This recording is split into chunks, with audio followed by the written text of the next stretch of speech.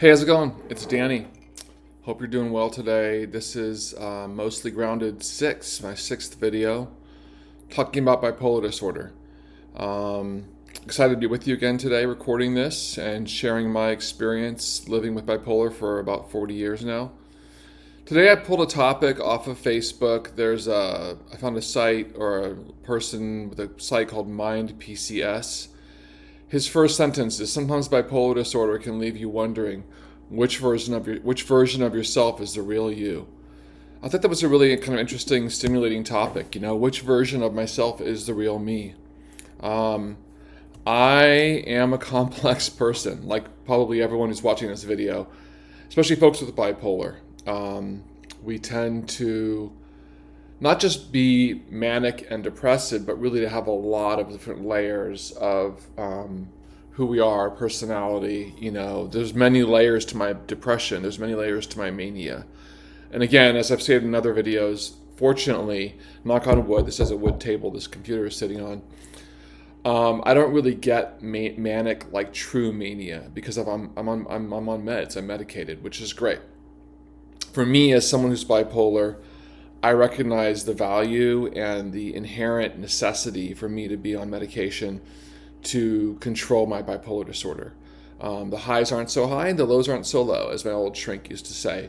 I don't really get truly manic. I get hypomanic. The last, 3 nights I've been in bed late, like till like 1 or 2, 2:30 in the morning, even where I can't sleep and I have racing thoughts and I'm praying and meditating and jotting down notes on my phone about ideas I have, creative ideas. So this is my hypomania. So real mania for me is literally running in the streets, half naked, thinking I'm Jesus, walking on people's cars, talking really, really fast, nonstop in sentences that are jumbly and don't make a lot of sense to anyone but me. Being dangerous, making dangerous choices, being threatening to other people, like threatening violence to people, or people just feeling threatened being around me and my energy. That's real mania for me.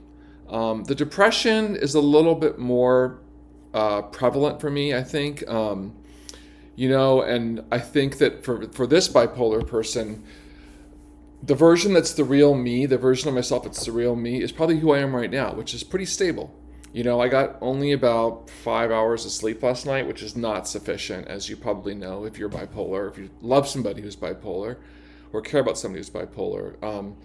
I need generally 7 to 9 hours, usually kind of leaning more toward the 9, more heavy. Even like 10 hours is great. But then I have to be careful because I can't get too many hours, right?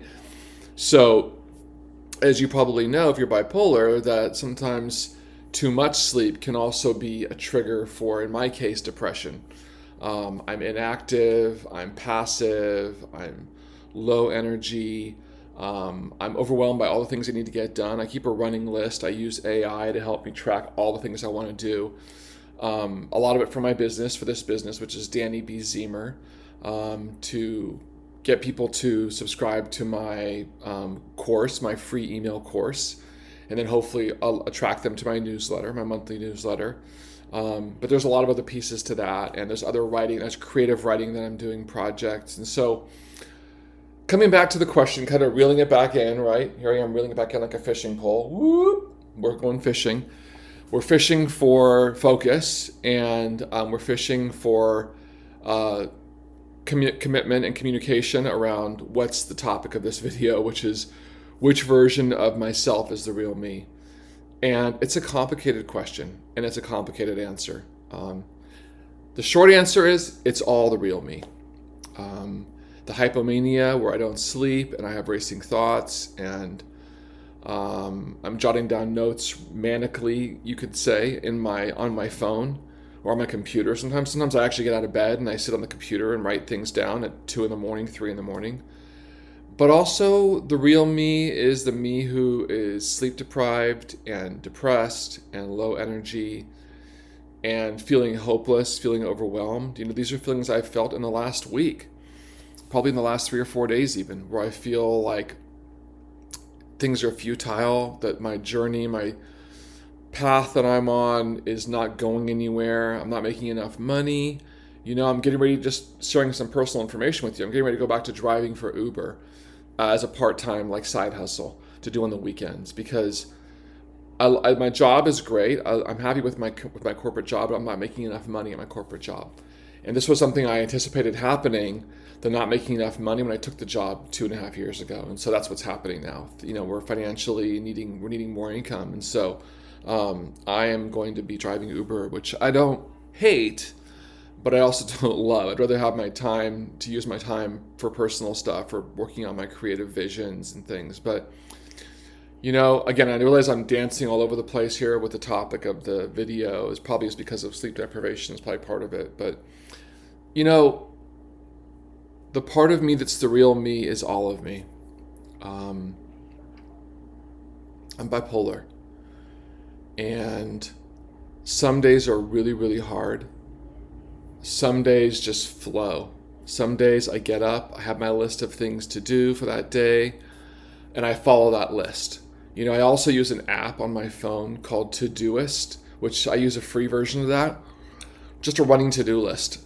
A lot of those things are recurring.